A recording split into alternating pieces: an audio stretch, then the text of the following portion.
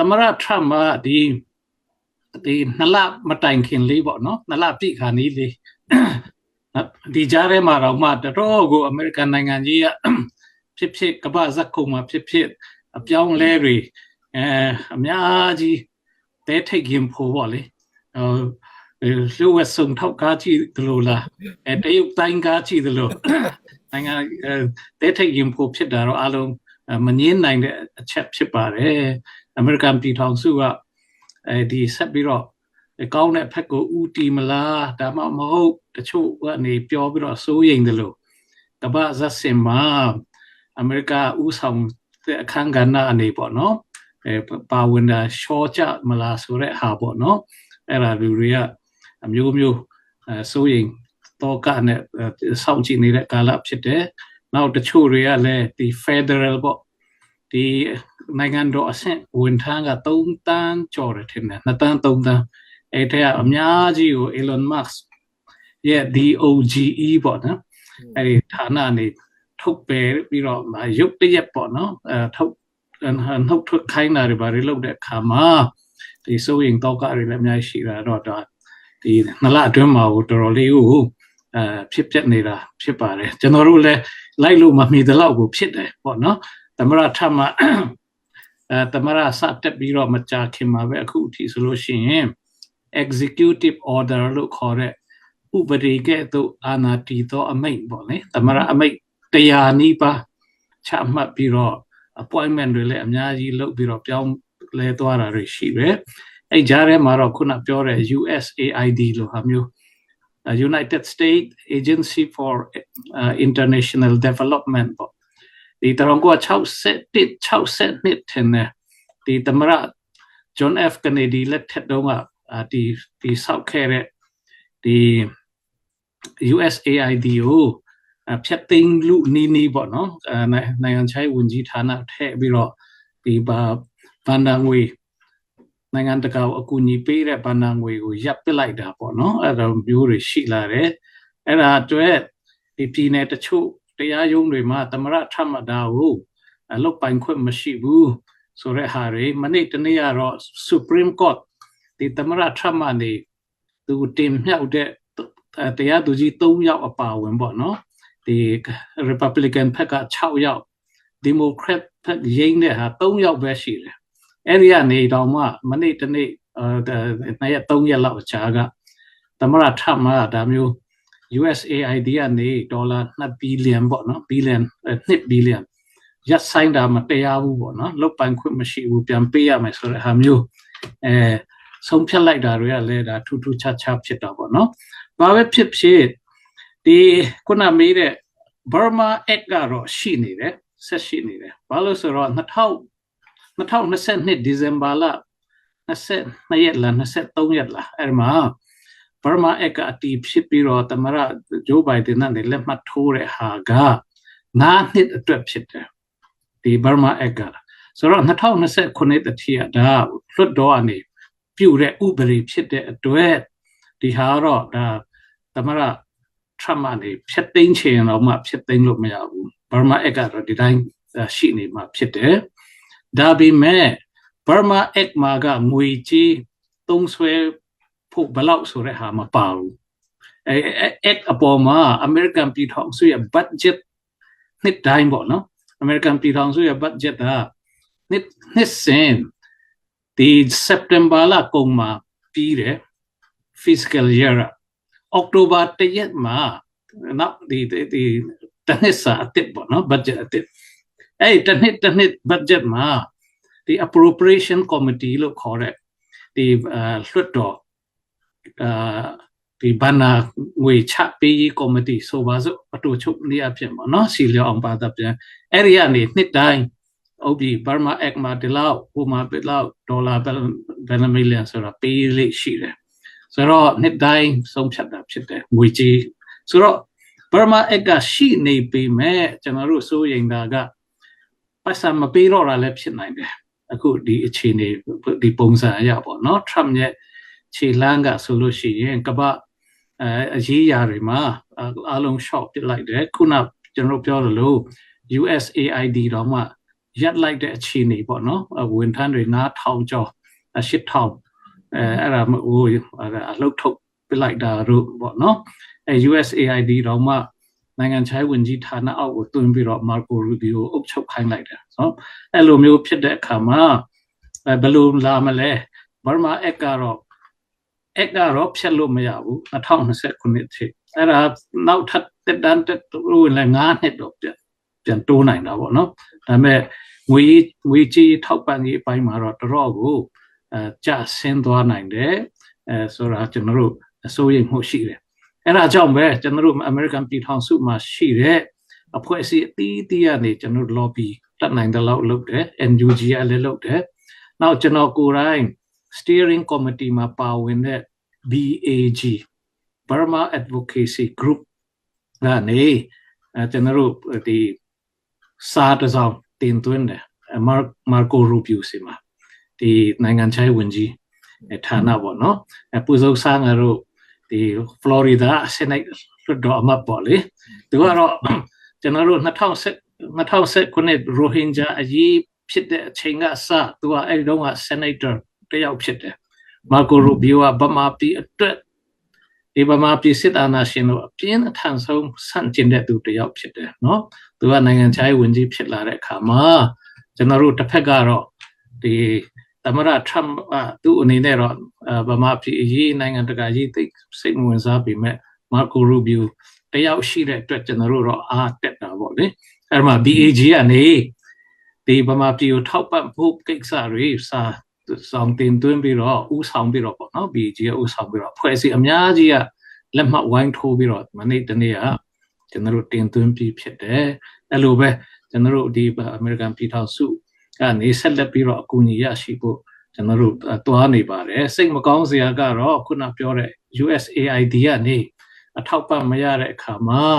ကျွန်တော်တည်တယ်လို့ဆိုလို့ရှိရင်ကျွန်တော်တို့ Hualngoram CDF မှာရှိတဲ့ RI ကစေခန်းဆိုလို့ရှိရင်50%လောက်ဆေးရပြတ်သွားတယ် USAID ကနေအထူးသဖြင့်ငှက်ဖျားဆေးတွေကျွန်တော်တို့မပေးနိုင်တော့ဘူးကျွန်တော်တို့ညီငယ်အဲ့မှာထမ်းဆောင်နေတဲ့ဆရာဝန်ကျွန်တော်ညီငယ်ကနေဖုန်းဆက်တယ်ကိုကြီးတဲ့ဒါမျိုးဖြစ်နေပြီ US တခြားလမ်းနဲ့ငွေရှာဖို့လူနာတွေလည်းတနာစရာပေါ့လေဒါဒီဆေးတွေအကုန်ပြတ်သွားတယ်ဆိုတဲ့အားမျိုးကြားရတယ်ထိုင်းနယ်စပ်ဖက်ကလည်းထိုးနေ၎င်းပဲပေါ့နော်ဒီဆေးရုံတွေပိတ်တဲ့အတွက်လားလူမတည်တဲ့မဲ့နဲ့တည်တာတွေဘာတွေဖြစ်တယ်ဆိုတော့လောလောဆယ်ရက်ပေါင်း90သမရထမတော့ဒါစောင့်ကြည့်မယ်လိုအပ်လို့ရှိရင်အစီရင်ခံစာတွေကြည့်ပြီးတော့ပြန်ပြီးတော့ပေးတဲ့မပေးတဲ့ရက်ပေါင်း90ကျော်ရင်ဆုံးဖြတ်မယ်ဆိုတဲ့ဟာဘယ်လိုအကောင်းဖက်ကိုလာပါစေလို့တော့ကျွန်တော်တို့မျှော်လင့်ပြီးတော့ဆုတောင်းမျှော်လင့်နေတယ်ဆိုတဲ့ဟာလေးတစ်ချက်ကျွန်တော်ပြောပြလိုချင်းဖြစ်ပါတယ်ကျေးဇူးတင်ပါတယ်ဟုတ်ကဲ့ကျေးဇူးတင်တယ်ခုနကျွန်တော်အဲ့ဒါပြောဖို့ကြံသွားတယ်ဟုတ်ကဲ့ DEI program လို့ခေါ်တယ် Diversity and Equity Initiative ပေါ့နော်အဲ့ဒီဟာကြတော့သမရဘိုင်ဒန်အစိုးရလက်ထက်မှာ2023ကနေစတင်ပြီးတော့ပေးတာဖြစ်တယ်ဒေါ်လာ45တန်းအဲ့ဒါရန်ကုန်တချို့ကနေ online တွေမှာရေးကြတယ်ဒါတွေဘယ်သူရလဲပေါ့နော်စစ်တပ်ကလူတွေပဲရမယ်မဟုတ်ပါဘူးဒီဟာအဲ့ဒီ scholarship program အရင်ကအမေရိကန်အစိုးရနေလုပ်ထားတဲ့ဒီ Fulbright scholarship တို့ Lincoln scholarship တို့အများကြီးရှိတယ်နော်အဲ့ဒီအပြင်မှာ DEI ခုနပြောတဲ့45တန်းကနောက်ထပ်ဆင့်ပြီးတော့ပေးတာဖြစ်တယ်2023မှာစပြီးတော့ပေးတာဖြစ်တယ်ရန်ကုန်အမေရိကန်တန်ယုံကနေလွတ်လပ်ဒီဒါစီမံခန့်ခွဲတာဖြစ်တယ်သူရဲ့ scholarship ဒီနာမည်ကိုယ်တိုင်က DEI Diversity Equity ဒီ Diversity ဆိုတဲ့အခါမှာလူမျိုးပေါင်းစုံပါဝင်ဖို့ Equity တန်းတူညီမျှတဲ့ဟာဆိုတော့အဲ့ဒီဟာနဲ့ရန်ကုန်မှာရှိတဲ့အမေရိကန်တန်ယုံကနေရွေးချယ်တာဖြစ်တယ်။ Now အဲ့ဒီဟာscholarship ကို DEI scholarship ကိုရရှိတဲ့သူကျောင်းသားကျွန်တော်တို့စီမှာစာရန်ပြုပြင်ပြီးတော့လုပ်ထားတာရှိတယ်။နော်အတိအကျကျွန်တော်တော့ မပြောနိုင်ဘူးစာတမ်းမှာတော့ရှိပါတယ်ကျွန်တော်ခုနပြောတဲ့ဒီ American အစိုးရ Marco Rubio စီမှာပေးတာလဲကျွန်တော်ပို့ပေးလိုက်တယ်เนาะ BAG ကနေအဲ့ဒီဟာကိုအချက်လက်တွေသုံးတယ်ကျောင်းသား800လောက်အဲ့ဒီဟာကိုရတယ်ကျွန်တော်ရှမ်းကချင်ချင်းတွေရတယ်အဲ့ထဲကအများစုကတော့ဒီကျွန်တော်တို့အိန္ဒိနာချင်းနိုင်ငံတွေမှာသွားကြတယ်ဈေးလဲတက်တာတဲ့အတွက်ဒီထိုင်းတို့မလေးရှားအိန္ဒိယမှာလည်းအများကြီးသွားကြတယ်တကယ်ကိုဒီအကျိုးတက်ရောက်မှုရှိတယ်ဒီဟာဆက်ပြီးပြောရရင်အမေရိကန်အစိုးရတိတ်ကောင်းကောင်းသဘောတိပေါက်တယ်သူတို့ကဘာလို့ဆိုတော့အမေရိကန်အစိုးရအမေရိကန်နိုင်ငံကဘာမှာနံပါတ်1ဖြစ်တာသူတို့အများအားပြောတယ်အမေရိကန်ကနံပါတ်1ကဘာမှာဖြစ်တာနံပါတ်1 workforce အမေရိကန်မှာပိုင်ဆိုင်တယ်ကျွမ်းကျင်တဲ့လုပ်သား workforce အဲ့ဒီဟာပိုင်ဆိုင်တဲ့အတွက်အမေရိကန် number 1ဖြစ်တယ်တဲ့ we have the number 1 workforce in the world ဆိုတော့အဲ့ဒါကြောင့်နိုင်ငံတကာတိုးထပ်ပညာရေးရအတိကကီးဖြစ်တယ်ဆိုတော့အမေရိကန်ဆိုရတည်တဲ့အတွက်ဗမာပြည်စစ်ဆိုရဆက်ကြောင့်ခက်နောက်ကြတာကိုဗမာပြည်တိုးတက်မှုလို့ဖြစ်နိုင်အောင်ဆိုတော့စေတနာနဲ့အဲ့ဒီ DEI scholarship program ကိုပေးခဲ့တာဖြစ်တယ်အဲ့ဒါအတွက်ပဲအထူးသဖြင့် diversity ဆိုတဲ့အတိုင်းလူမျိုးပေါင်းစုံပါအောင်ရန်ကုန်အမေရိကန်တန်ရုံးကနေရွေးချယ်ပြီးတော့ပေးတာဖြစ်တယ်အမေရိကကိုဒီကျောင်းသား800နီးပါးထဲမှာလက်ရှိအကျိုးမြတ်ခံစားနေတဲ့အထက်မှာ100ကျော်လောက်ပဲအမေရိကမှာလာတာဖြစ်တယ်အများစုကတော့ဒီခုနကျွန်တော်ပြောတဲ့အိန္ဒိယချင်းနိုင်ငံတွေမှာတက်နေကြအဲ့ဒါကိုရုတ်တရက်ဖြတ်လိုက်တဲ့အခါမှာသမရထမအနေဖြတ်လိုက်တဲ့အခါမှာသမရထမတော့ဂုံယူဝန့်ကျော်ဆိုပဲဟိုပြီးခဲ့တဲ့ဇာတပရိနိကဒီဟိုမှာပြောသွားတယ်လေဖတ်တော်မှာအမေခွန်းမှာဗမာပြည်က45တန်းတောင်ဖြတ်လိုက်တယ်ဆိုတော့အကုန်ယူဝန့်ကျော်ဆိုပါတော့ကျွန်တော်တို့ဖက်ကတော့တော့ကိုထိခိုက်နေပါတယ်တချို့အကြောင်းသားတွေဆိုလို့ရှိရင်ထိုင်းမှာတက္ကသိုလ်တက်နေတယ်ပထမတစ်နှစ်ကသူတို့ရပြီအခုအယုတ်တည်းဖြတ်လိုက်တဲ့ခါကျတော့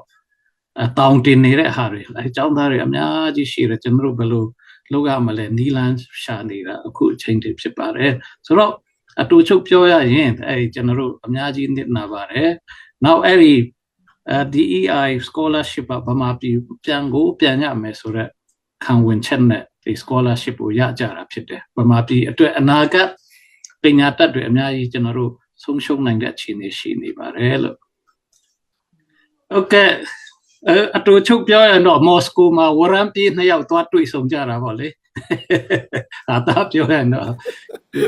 မင်းအောင်လိုင်းကအာဂျင်တီးနားတရားရုံးကနေဂျီနိုဆိုက်နဲ့ဒီဝရမ်းထုတ်ထားတယ်ဝရမ်းပြေးဟိုပူတင်ကလည်းယူကရိန်းမှာမညာမတာဘုံကျဲလူထုကိုတပ်ဖြတ်တဲ့အတွက်ဒီ ICJ ဝရမ်းထုတ်ထားတော့ဝရမ်းပြေး2ယောက်ဟိုမှာသွားတွေ့တာတိတ်တော့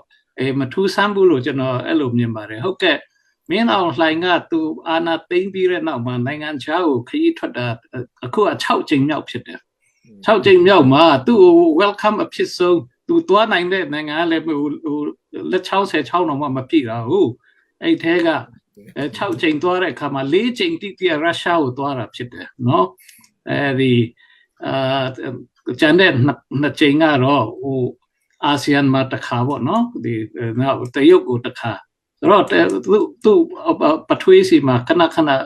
ပိုက်ဆံလက်ဖြတ်တောင်းပြီးတော့ပေါ့နော်သူထောက်ခံတဲ့သူဒီနိုင်ငံရုရှားကိုမတ်လ3ရက်ကနေ9ရက်ပေါ့နိုင်ငံခြားခရီးစဉ်ထွက်တယ်ပေါ့နော်အခုလောလောဆယ်မတ်လ3ရက်ကနေ9ရက်ကတော့ရုရှားမှာဖြစ်ပြီးတော့ရုရှားပြီးတော့ Belarus ပေါ့နော်Belarus ကိုအခုရောက်နေတယ်ပေါ့နော်အဲ့ဒီမှာဒီအပေးရယူလဲအများကြီးလောက်တာပေါ့ဒီဥပမာဆိုလို့ရှိရင်ဒဝဲရင်းနဲ့စီမံကိန်းပေါ့နော်စိတ်ကန်းစီမံကိန်းကိုရုရှားကိုထိုးပေးလိုက်တယ်အင်မတန်ရက်ဆက်တဲ့ဟာဖြစ်တယ်တိုင်းပြည်တပြည်ကျွန်တော်ဗမာပြည်ရဲ့ဟိုဒဝဲဒီတတစ်ခုလုံးကိုစီးပွားရေးဆုံးရုရှားကိုထိုးရပြီးတော့ပြည်သူတွေကိုဘုံကျဲတပ်ဖြတ်မဲ့ဒီ jet fighter တွေလက်နက်တွေကိုပြန်ပယ်လာတယ်အဲ့အတွက်လှဲလေလိုက်တယ်ဆိုတာအင်မတန်ကျွန်တော်တို့ပြည်သူတွေအတွက်ဆိုလို့ရှိရင်အင်မတန်ဝမ်းနည်းစရာကောင်းတယ်ဒီစိတ်ပြည့်စရာလဲတော်တော်ကောင်းတဲ့မင်းအောင်လှိုင်ဖြစ်တယ်လို့ကျွန်တော် အဲ့လိုပြောချင်ပါတယ်တိုင်းပြည်ကိုရောင်းစားတာဖြစ်တယ်နော်အဲ့ဒီဟာပြီးရင်ပေါ်လန်ဖာပြီးတော့ဟို1930လောက်မှာဘယ်သူမှမသိတဲ့ပောက်ကရရှောက်ရေးတဲ့ဟိုတပေါင်းတို့ဘာလို့အဲ့ဒါဖရာရဲ့ဗျာဒိတ်တော်တို့လိုဘာလို့နဲ့ဟာကိုယူသွားပြီးတော့အဲ့မှာသူကတော့ဘယင်ယူတာလေမင်းအောင်လှိုင်ကတမရယူအခုကဝင်ကြီးချုပ်လဲသူပဲစစ်သူစီချုပ်လဲသူပဲနောက်ဒီတမရလဲသူပဲကာကွယ်ဦးစီချုပ်လဲသူပဲဆိုတော့အဲ့ဒီဟာတွေအပြင်ဘယင်ယူတဲ့လူဖြစ်တဲ့အတွက်အဲ့ဒီတပေါင်းမှာဂေါရမမြတ်စွာဘုရား BC 900 600လောက်တုန်းကဗျာဒိတ်တော့ပေးတယ်ပေါ့ရုရှားမင်းနဲ့ဗမာမင်းနဲ့တွေ့မဲ့ဘာညာအဲ့ဒီရုရှားမင်းကကျွတ်မင်းဖြစ်တယ်တဲ့ဆိုတော့ကျွန်တော်ကြည့်နေတာဟိုစကပြန်တဲ့အခါမှာပူတင်ကမျက်နှာတော့ပြတ်သွားလားမသိဘူးသူ့ကိုကျွတ်လို့တတ်မှတ်တဲ့သဘောဖြစ်သွားတာပေါ့နော်ထားပါတော့ဒါတော့ဟာတာလို့ကျွန်တော်ကြားညက်ပြီးပြောတာပါဘာဖြစ်အင်မတန်ကိုကျွန်တော်တော့ရီချင်တယ်one နဲ့တယ်ကျွန်တော်ဗမာပြည်မှာအဲ့လောက်တောင်မှအတွေးအခေါ်နှိမ်ကြတဲ့လူတွေအာနာသိမ့်ပြီးတော့ဒီအုပ်ချုပ်နေတာကျွန်တော်ဗမာပြည်အတွက်တော်ကိုဒီကျွန်တော်oneနဲ့တယ်ပြီးခဲ့တဲ့တစ်ခေါက်ဒီမော်ဝင်းသား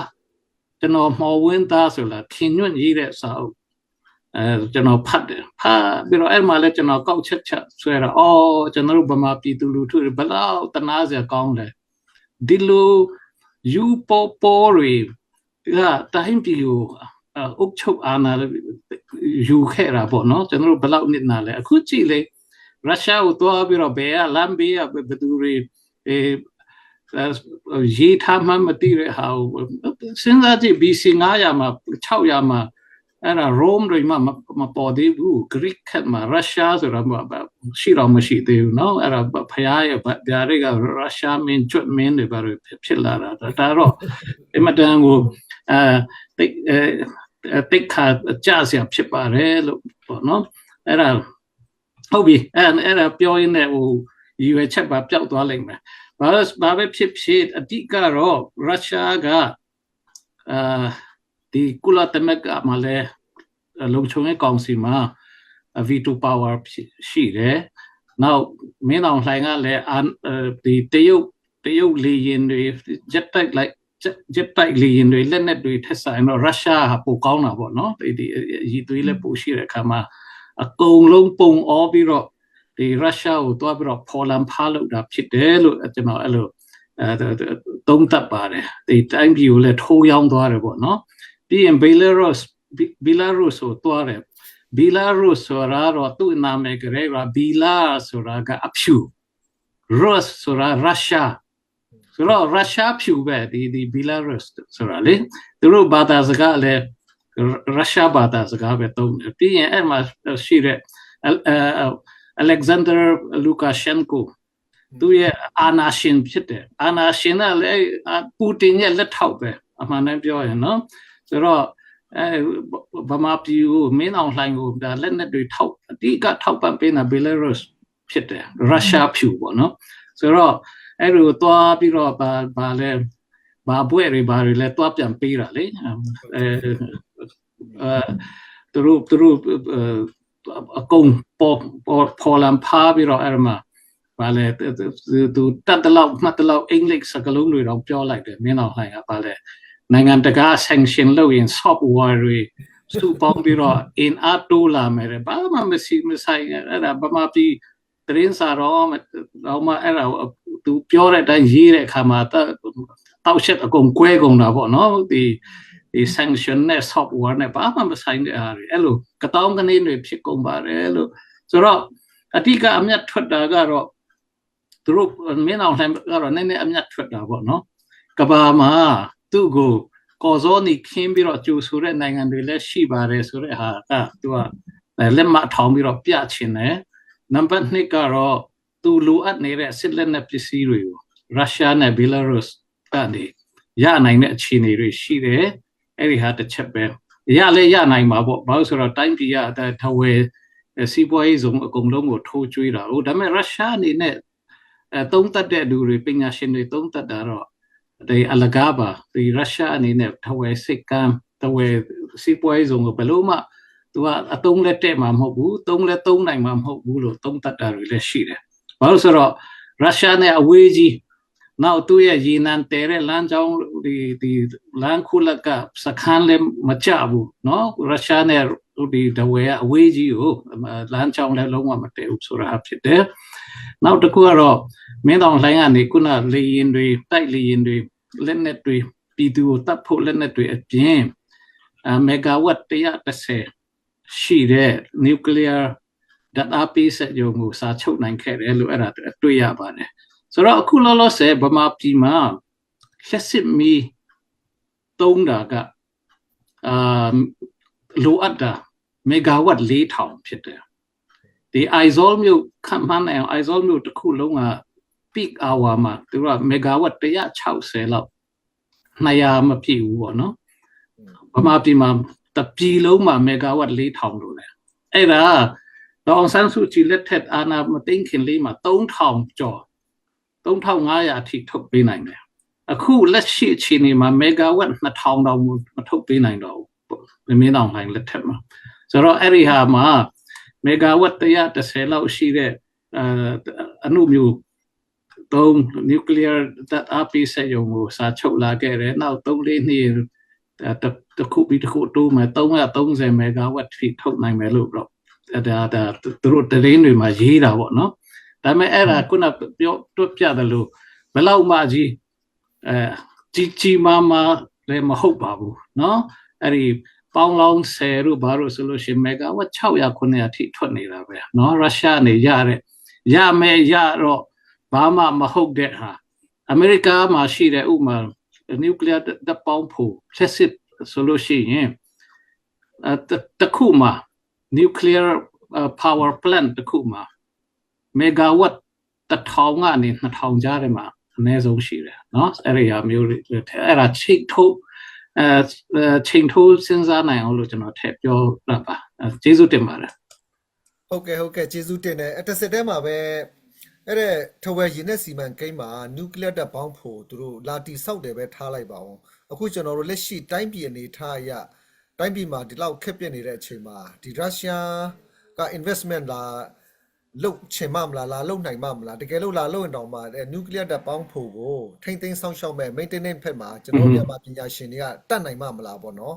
အဲ့ဒါတခုရှိမယ်ပြီးတော့တရုတ်ကလည်းမြန်မာနိုင်ငံကတယံဇာတတွေကိုအကုန်လုံးကလက်ဝကြီးအုပ်ထားတဲ့ပုံစံမျိုးဖြစ်တဲ့ခါကျတော့ရုရှားနဲ့တရုတ်ကြားမှာရောနည်းနည်းပွတ်တိုက်မှုထိခိုက်မှုလေးတွေများရှိလာနိုင်မလားအဲ့ဒါလေးနည်းငယ်ပြန်လဲသုံးသပ်စေချင်ပါတယ်ဟုတ်တယ်အခုကတော့ဒီသူလဲ favor ရအောင်ပေါ့နော်ရုရှားထောက်ခံမှုရအောင်စာချုပ်တဲ့အဆင့်ပဲရှိတယ်ဆိုတော့တကယ်လက်တွေ့ကောင်းတဲ့ formula နိုင်မလားဆိုတဲ့ဟာ question mark အကြီးကြီးရှိတယ်ဒီ nuclear ခုနပူဇော်ဆန်းကပြောသလို nuclear plant တခုဆိုတဲ့ဟာ nuclear power plant တခုဆိုတော့တဲ့ဟာမဟုတ်ဘူးဒီပညာရပ်ဆိုင်ရာနောက်သူ့ရဲ့ safety ပေါ့နော်အန်ဒရကင်းအောင်လုပ်ဖို့ဆိုတဲ့ဟာတွေပညာရှင်အများကြီးလိုတဲ့ဟာဖြစ်တယ်ဘလို့မှဒါတွေကနေချင်းညချင်းလုပ်လို့ရတဲ့ဟာမဟုတ်ဘူးသူမင်းအောင်လှိုင်ကနေ deal လုပ်ချင်လို့ဒါတွေကလုပ်ဖြစ်တယ်ဖုတ်ပူမိတိုက်လုပ်ဖြစ်တာလို့ပဲကျွန်တော်အဲ့လိုသုံးသပ်တယ်နောက်ရုရှားနေအခုကမ္ဘာနေရုရှားကိုစီးပွားရေးတန်ခတ်တဲ့အတွက်ယူကရိန်းကိုကျူးကျော်တဲ့အတွက်စီးပွားရေးတန်ခတ်တာလုံးဝမလှုပ်တာဘူးဖြစ်နေတယ်ဥပမာသူ့ရဲ့ drone တို့ဘာလို့ဆိုလို့ရှိရင်ရုရှားသူ့နိုင်ငံထုတ်အဲ့ဒီမတတ်နိုင်တဲ့အတွက်အီရန်ကနေဝယ်ယူတင်သွင်းတာတွေရှိတယ်နော်နိုင်ငံခြားကိုသူနိုင်ငံတကာကိုရောင်းပြီးသားရုရှားထုတ်လက်နက်တောင်မှပြန်ပြီးတော့ပြန်ယူတဲ့အခြေအနေမှာဒီရုရှားနဲ့အကူအညီတော့ပိုဆိုးတာစီးပွားရေးအကူအညီကတော့လုံးဝမျှော်လင့်စရာမရှိပါဘူးသူခုနအစပိုင်းမှာကျွန်တော်ပြောသလိုသူ့ကိုလက်ခံဖိတ်ခေါ်တဲ့နိုင်ငံလက်ချိုးရလို့ရတဲ့နိုင်ငံတဲ့နိုင်ငံကိုသူ့အနေနဲ့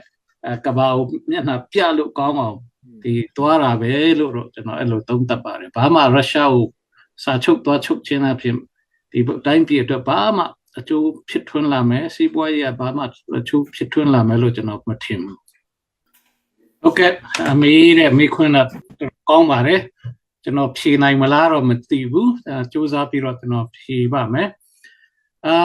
ခုနပူဇော်ဆန်းကပြောလို့စစ်ရှုံးသမားမင်းအောင်လှိုင်တရုတ်ကနေခေါ်တော့လေးနှစ်နေပါမှာရှာပပသူဝန်တာအရတရုတ်ကိုသွားတယ်အမှားကတော့တရုတ်ကနေအထူးဧည့်သည်တော်အနေနဲ့ခေါ်တာမဟုတ်ဘူးเนาะဒီတန်တရနိုင်ငံပေါင်းစုံအစည်းအဝေးမှာ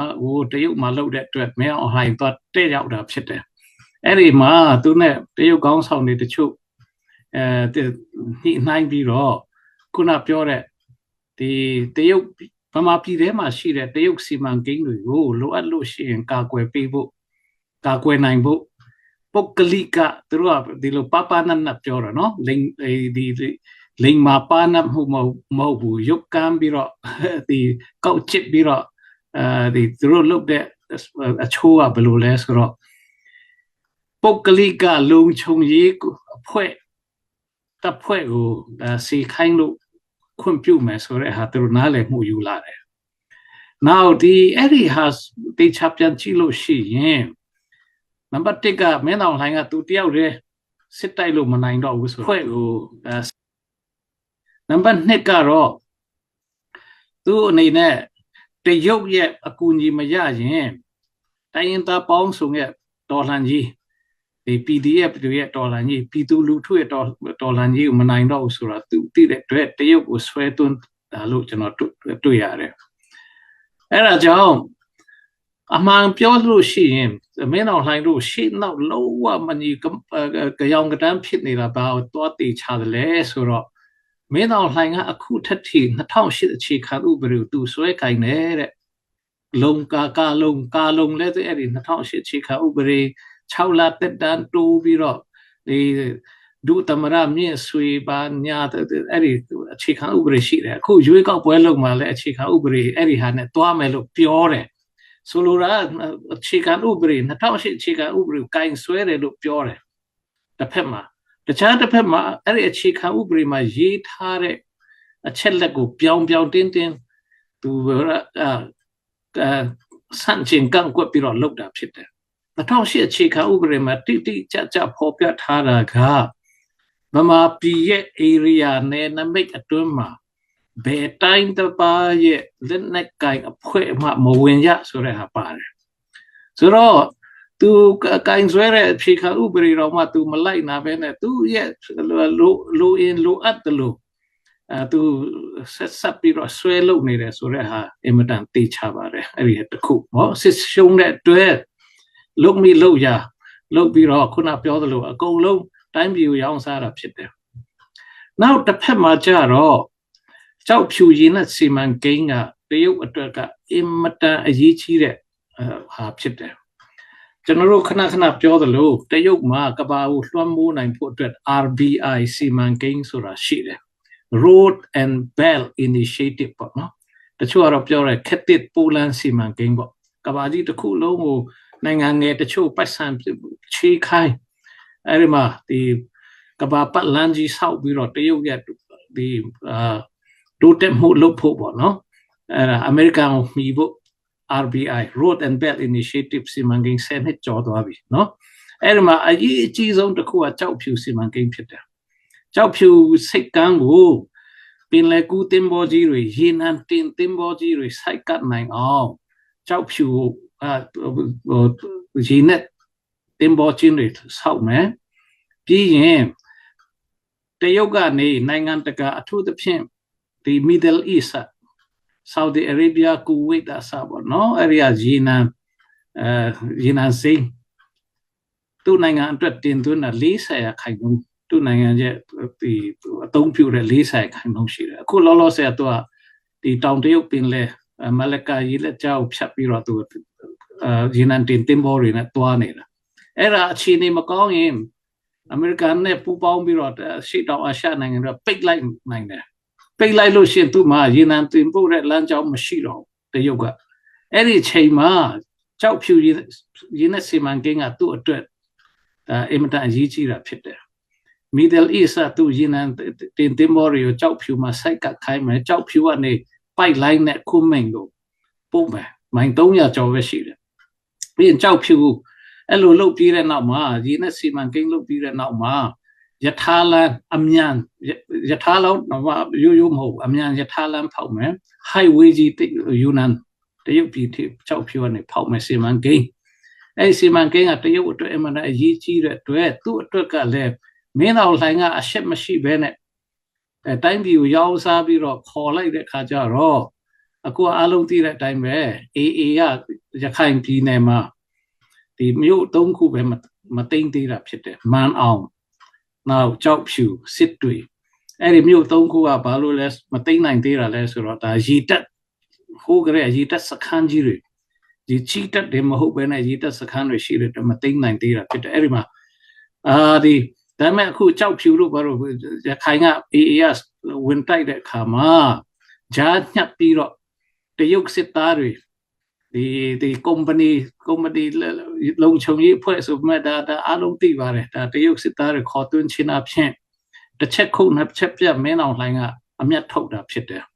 ဒီစိတ်ဒီဘယ်လိုပြောမလဲကောက်ချစ်တဲ့ညံနဲ့ပေါ့နော်ဒါပေမဲ့ကျွန်တော်ထင်တယ်ဒီတော်လှန်ရေးတပ်သားတွေကဘာပဲဖြစ်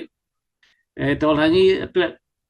နှောက်ရှက်ဖြစ်မဲ့ဟာကတော့တရုတ်ဖြစ်ဘာဖြစ်ကျွန်တော်ဗမာပြည်မှာအခြေခံဥပဒေနဲ့မကိုက်ဘဲနဲ့ပေါ့နော်ဥပဒေမဲ့ဝင်လာတဲ့ဟာကြတော့လိုအပ်ရင်လိုအပ်တယ်လို့ရှင်းလင်းသွားမယ်လို့ကျွန်တော်အဲ့လိုပဲထင်မြင်ပါတယ်နောက်တစ်ခုကတော့ဒီတရုတ်ကဘူချဆိုမိုးမှုဖြစ်လာတဲ့ဟာခုနအစားအပိုင်းကကျွန်တော်ပြောသလိုအမေရိကန်ရဲ့နိုင်ငံခြားရေး policy မှာပေါ်မှာလည်းတအားမှုတည်တယ်ဒီအရင်ကတော့ကျွန်တော်ဗမာပြည်အတွက်အမေရိကကနေရက်တီပေးတာတွေအများကြီးရှိတယ်ဒီတရုတ်ကမိုက်ကန်းမလုပ်ရဲဘူးပေါ့နော်ဒါပေမဲ့အခုကသမ္မတ Trump တက်ပြီးတဲ့နောက်မှာသူ့နိုင်ငံရဲ့အကျိုးMAGAပေါ့နော် Make America Great Again ဆိုတော့ရုရှားလည်းသူကြိုက်တယ်လို့လုပ်ပါစေတရုတ်ကလည်းသူကြိုက်တယ်လို့လုပ်ပါစေဆိုတဲ့ပုံစံမျိုးငါလည်းအမေရိကန်ကောင်းစားရေးအတွက်ပနာမာတူးမြောင်းသွားယူမယ်Greenland ကျွန်းတို့လည်းဆွီဒင်စီကနေဝဲမယ်ဒီမိုက်ကန်းပြောတာတော့ဒီကနေဒါလည်းအမေရိကန်ရဲ့50တခုမြောက်ပြည်နယ်အဖြစ်မလို့ချင်ဘူးလားဆိုတဲ့အထိဒီသူပတ်ဝန်းကျင်ကိုသူလုပ်မယ်ဒီတရုတ်ကတော့သူလုပ်ပါစေဆိုတဲ့အခါမှာကျွန်တော်ဗမာပြည်အတွက်တော့အင်မတန်စိုးရိမ်စရာကောင်းပါတယ်တရုတ်ကဘာလုပ်နောက်ဆုံးမှာဒီမဟာလာစစ်ရှုံးတဲ့အခါမှာမဟာလာတော့ကိုရင်တရုတ်တွေဝင်လာရင်လည်းအဆုံးထိစဉ်းစားကြည့်တာနော်အမေရိကန်လူဟာမျိုးကကောင်တာမလုပ်ရင်တရုတ်ကတော့ဒါထိုင်ဝမ်လည်းဝင်သွားမှာပဲဒီဗမာပြည်လည်းဝင်လာမှာပဲအဲ့အခြေအနေတိရှိတဲ့အတွက်အခုဒီအမေရိကန်သမ္မတအပြောင်းလဲမှာကျွန်တော်တို့တစ်ဖက်ကကြည့်ရင်ကျွန်တော်တို့တော်ရင်လေးစရာတော့တော်ကောင်းတာပေါ့နော်ဒါကတော့ရင်လေးစရာကောင်းတဲ့ပိုင်းကနေစဉ်းစားတာဒါမဲ့ကျွန်တော်တို့တော်လှန်ရေးຫນွေဥတော်လှန်ရေးရ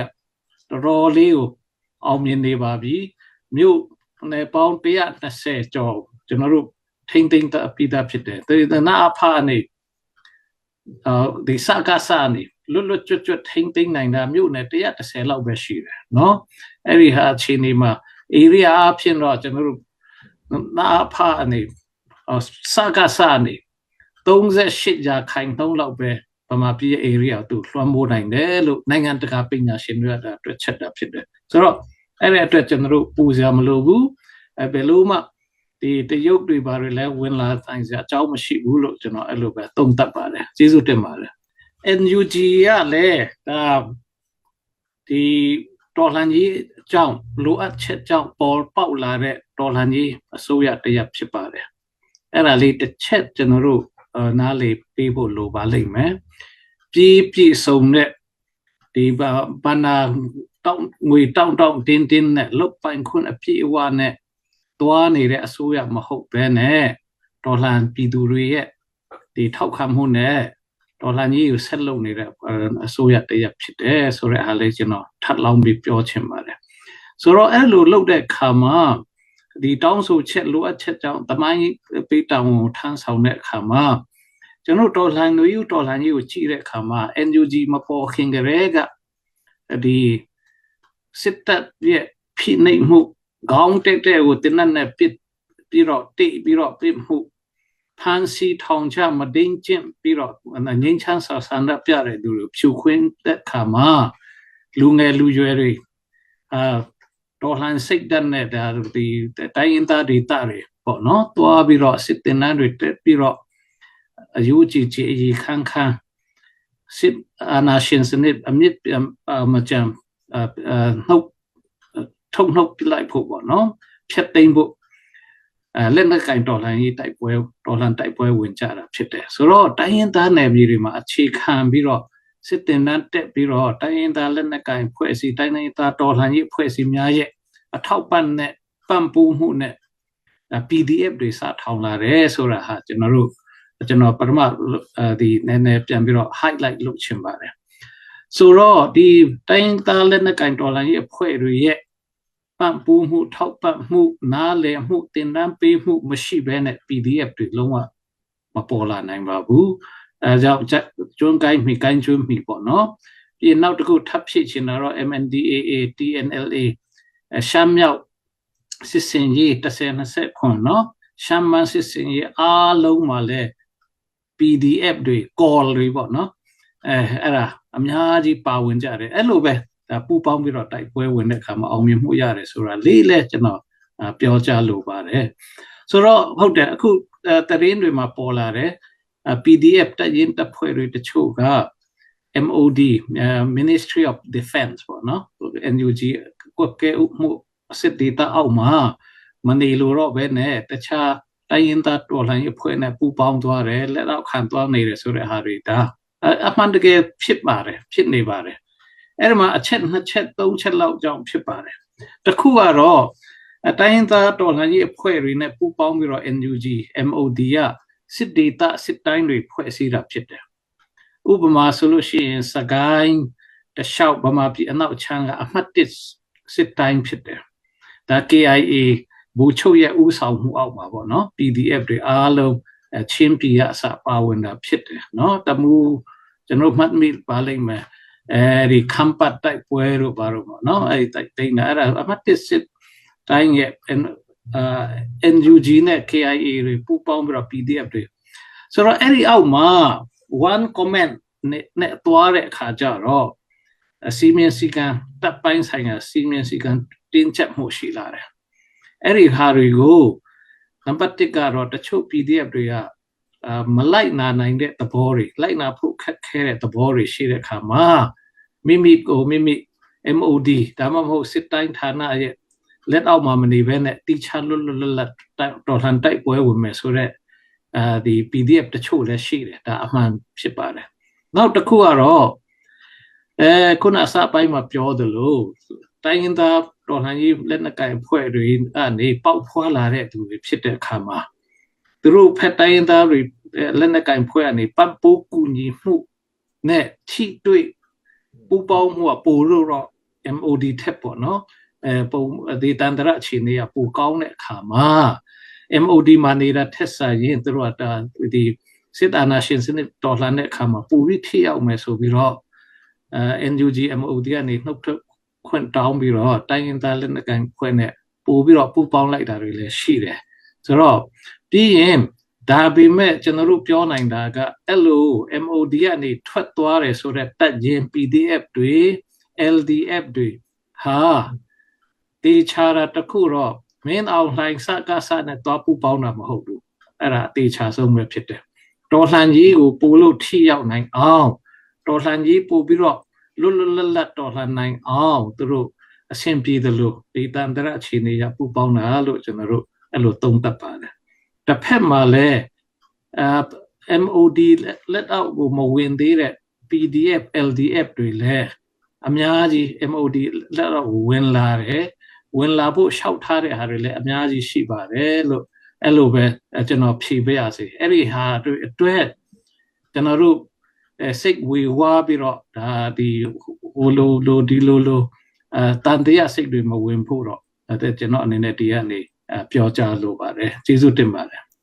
ကျွန်တော်ချင်းတော်လှန်ကြီးက အမျိုးမျိုးကွဲပြားနေရင်ကျွန်တော်တို့အတွက်လည်းမကောင်းဘူးနောက်ဒီအိန္ဒိနာချင်းတွေအတွက်လည်းလုံးဝမကောင်းဘူးဘယ်သူအတွက်မှအကျိုးမရှိဘူးကျွန်တော်တို့တော်လှန်ရေးအားလုံးနှောက်နှေးစေတာတစ်ခုကျွန်တော်ချင်းတာဆိုလို့ရှိရင်အမတန်မှဒီထိလွယ်ရှလွယ်တဲ့အခြေအနေမှာတော်လှန်ရေးကာလမှာကွဲပြားတယ်ဆိုလို့ရှိရင်ချင်းတစ်မျိုးသားလုံးအတွက်အမတန်ဆုံးရှုံးမှုကြီးဖြစ်တယ်ချင်းကိုချစ်တဲ့ချင်းမျိုးချစ်တွေအားလုံးလည်းကွဲပြားမှုရှိခဲ့တာကိုတော့ဒီစိတ်မကောင်းဖြစ်ကြမယ်လို့ဝမ်းနည်းကြမယ်လို့ကျွန်တော်ထင်ပါတယ်ထိုနည်း၎င်းပဲကျွန်တော်အိန္ဒိယချင်းနိုင်ငံဖြစ်တဲ့ဒီမိုကရေစီနိုင်ငံကြီးဖြစ်တဲ့အိန္ဒိယကလည်းတော်ဒီစိတ်မချမ်းသာဘူးကျွန်တော်တို့စီကိုလည်းသူတို့ထိပ်ပိုင်းကောင်းဆောင်တွေကိုယ်တိုင်ကပြောပါတယ်ဒီပမာပြည်ဒီတော်လှန်ရေးမှာအထူးသဖြင့်ချင်းတွေစီစီလုံးလုံးညီညွတ်ရှိမှ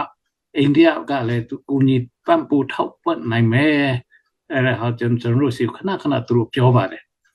အခုအာသာချက်တစ်ခုရှိတာကမီဇိုရမ် Chief Minister ဖြစ်တဲ့ပူလယ်ဒူအော်မာသူတို့ရဲ့ IPS ပေါ့နော်ဒီဘဟိုဝန်ထမ်းလိရွေးချယ်လိချင်းကြီးပေါ့နော်အဲ့ဒီနှစ်သူတို့အရာရှိတင်နန်းတက်ရတယ်အဲ့ဒါသူ့ရဲ့ IPS တင်နန်းကာလတုန်းကအခုအိန္ဒိယပြည်မကြီးရဲ့နိုင်ငံခြားရေးဝန်ကြီး Mr. Jai Shankar ကလည်း IFS ပေါ့ Indian Foreign Service ဒီတင်နန်းနှစ်သူတို့အတူတူ same batch တက်ခဲ့တာဖြစ်တယ်တကယ်တငယ်ချင်းတွေပေါ့နော်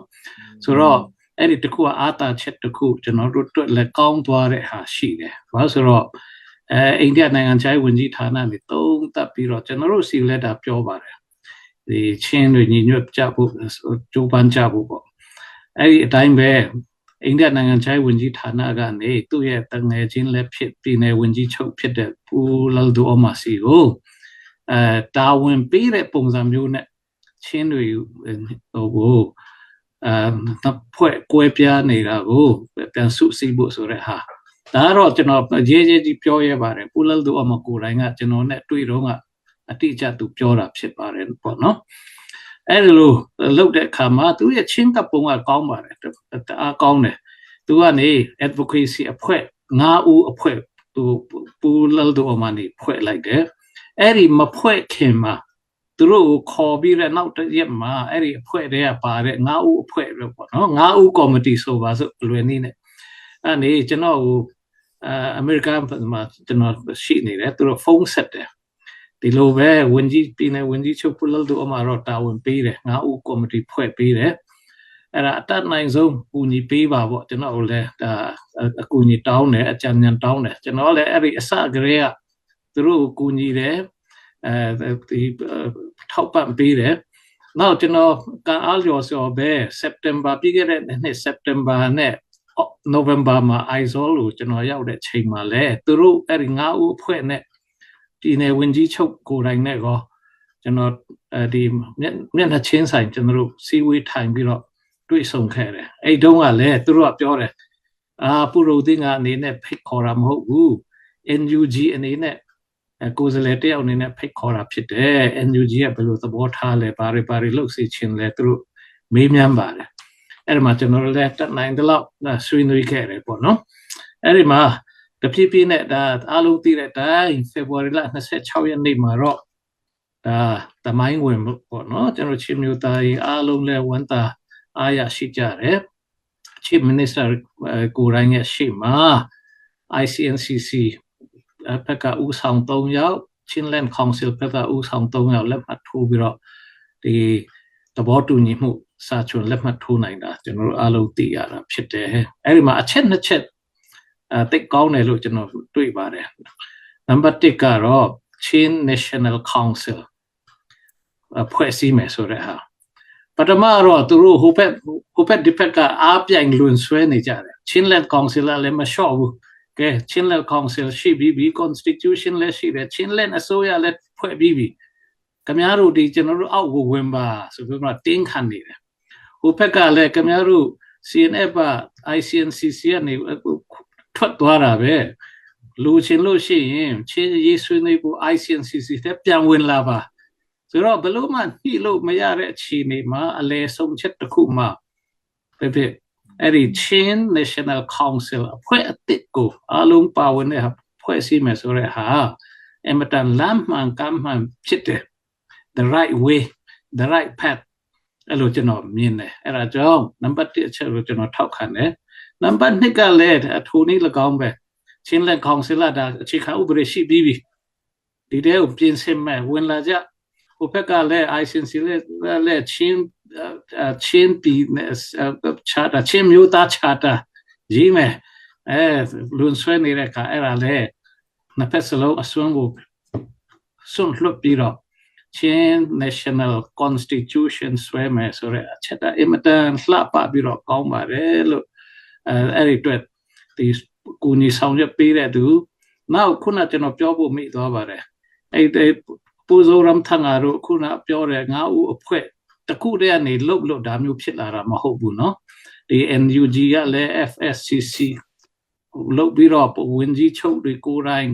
ခေါ်တွေ့တာရှိတယ်နောက် Sweden အဖွဲ့လာပါလေအဲ့ဒီအဖွဲ့ MCI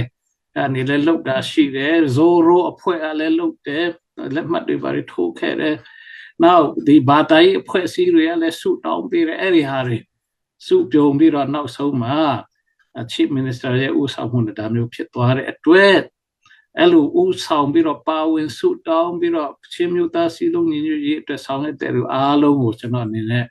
ချင်းမျိုးသားတယောက်အနေနဲ့ကျေးဇူးတင်ပါတယ်ဒါဖြစ်တဲ့ဟာဖြစ်တယ်ဆိုတော့အဲ့ဒါတစ်ဖက်ပေါ့နော်နောက်တစ်ဖက်မှာအားနည်းချက်လေးတော့ကျွန်တော်ဒီညမှာတော့မကွယ်မခွက်ကျွန်တော်ထောက်ပြချင်တယ်အားနည်းချက်ကျွန်တော်တွေ့တယ်လဲဆိုတော့အဲ့ဒီမှာ Chin National Council ကိုဘယ်လိုဖွဲ့စည်းမယ်ဆိုတဲ့ဟာမပါဘူးနောက်အချိန်ဥပမာ2025ဇွန်လမတိုင်ခင်တို့ time limit မပါဘူးဆိုတဲ့အခါမှာကျွန်တော်နည်းနည်းတော့စိုးရိမ်တယ်အင်မတန်လှပတယ်သဘောတူညီချက်လက်မှတ်ထိုးတာတိတ်ကောင်းတယ်ဓာတ်ပုံတွေလည်းတွေ့ရတယ်ကျွန်တော်အားလုံးဝမ်းသာတယ်ဒါပေမဲ့ timeline မရှိတဲ့အခါမှာပြောရရင်တော့ခိုင်းနိုင်တော့ဒီတိတ်တော့မကောင်းဘူးအာဆီယံ 5 point consensus လို့ဖြစ်မှာကိုကျွန်တော်ကြောက်တယ်เนาะအရှင်းရှင်းပြောရရင်ဒါကျွန်တော်ချင်းမျိုးသားမျိုးချစ်စိတ်နဲ့ကျွန်တော်ပြောတာပါအမှန်ကတော့ binding force တခုရှိဖို့လိုလိမ့်မယ် binding force မရှိဘဲနဲ့စာရွက်ပေါ်မှာသဘောတူညီချက်ကတော့ဒီ action အပိုင်းတိတ်အားနေနိုင်တဲ့အတွက်အဲ့ဒီဟာလေးတစ်ချက်တော့ကျွန်တော်တို့အားလုံးပြီးတော့ပြန်တွန်းရမယ့်အခြေအနေဖြစ်တယ်လို့ကျွန်တော်အဲ့လိုသုံးသပ်တယ်အဲ့ဒါကြောင့်ကျွန်တော် Chief Minister Pulal တို့အမဖွဲ့စည်းတဲ့9ဦးကော်မတီစီမှာလဲကျွန်တော်ပြောပြီးပြီဒီဟာလေးတစ်ချက်တော့ခင်ဗျားတို့ဒီ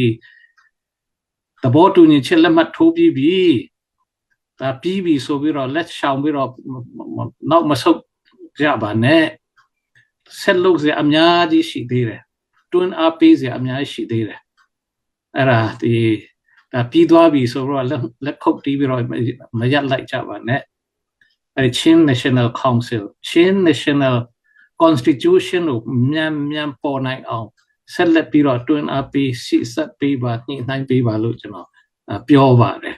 အဲ့ဒါကျွန်တော်ရဲ့စိတ်ရင်းစေတနာလည်းဖြစ်ပါတယ်လို့အားလုံးကျွန်တော်တို့ဒီစာရွက်ပေါ်မှာလက်မှတ်ထိုးတာတိတ်ကောင်းတယ်အဲ့ဒီမှာအကောင်အထက်မြန်ပေါ်နိုင်ဖို့မြန်လေးလဲ ICNCC ရော CC ရောအဲ့ဒီလက်မှတ်ထိုးတာမှာတပ်ပုံအတူတွဲရိုက်တာမှာမရက်ပဲနဲ့ဘုံရန်သူတိုက်ဖြတ်ဖို့ချင်းမျိုးသားလူမြောက်ဖို့အနာဂတ်ချင်းပြည်ကြီးဒီဆောက်နိုင်ဖို့ကိုကံကြမ္မာကိုဖန်တီးနိုင်ဖို့ self determination ပေါ့နော်ရနိုင်ဖို့အတွက်ဒီစိတ်အားထက်သန်စွာနဲ့လိုအပ်ရင်လိုအပ်တယ်လို့စိတ်ဓာတ်တွေမာနတွေလျှော့ပြီးတော့ချင်းတမျိုးသားလုံးအတွက်အနစ်နာခံတဲ့ခံပြီးတော့ဆက်လက်ပြီးမြန်ဆွေးနွေးကြပါ